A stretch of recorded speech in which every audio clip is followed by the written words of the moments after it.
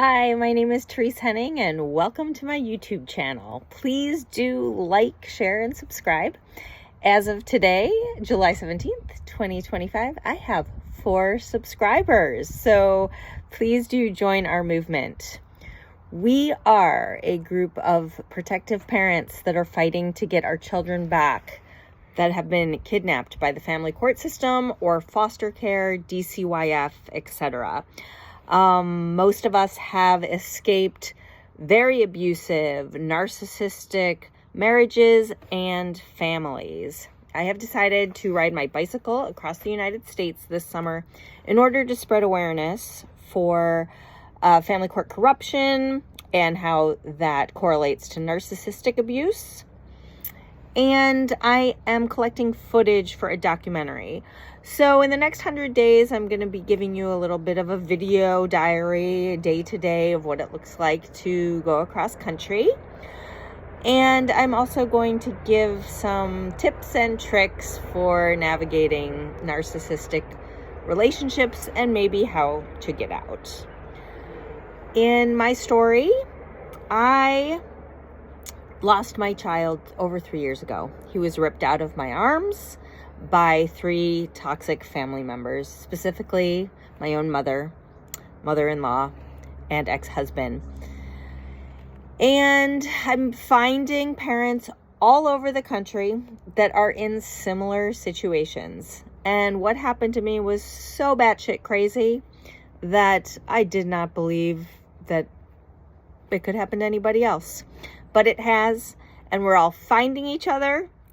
We are calling ourselves fire warriors because we have truly been burned alive by the court system. And now we are rising like the phoenix out of the ashes to tell our story and to circumnavigate the family court system by getting really loud through documentary, podcast, book, and I'm just one person making one documentary and writing one book or a series of books maybe, and doing one podcast.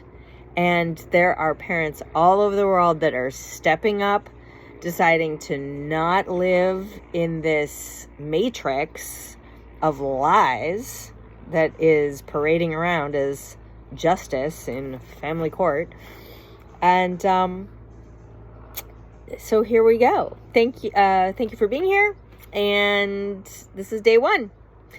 So let's talk about marching orders and mission, vision, purpose.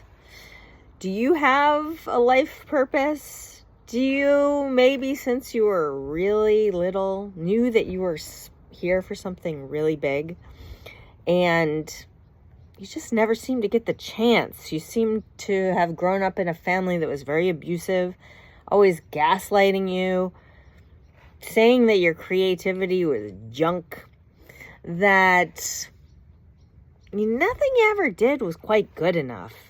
You were lazy or a procrastinator, when that didn't seem like you at all. You could very well be the family scapegoat.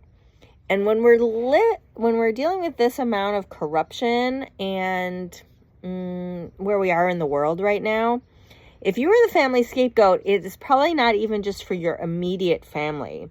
You are a generational curse breaker, and you probably come from a very extended toxic family.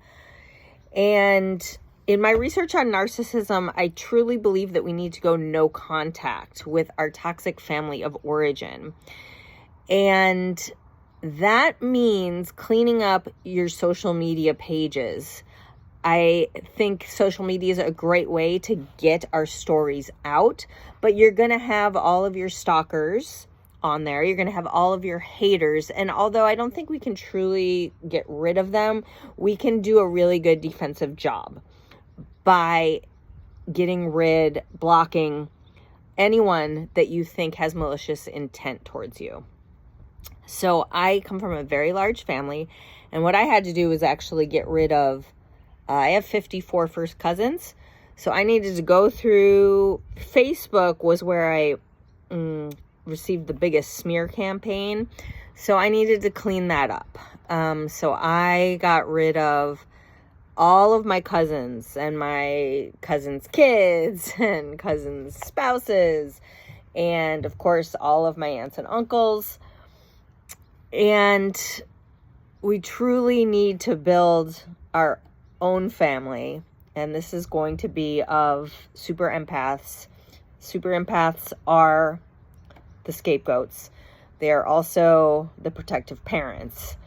And the biggest trauma that we are all living with right now is that we've lost our children, our biggest love of our life, and that child or children is living with our abuser, being supported by the court system while we're being gaslit and shamed by the court system and accused of things that are not true with no due process.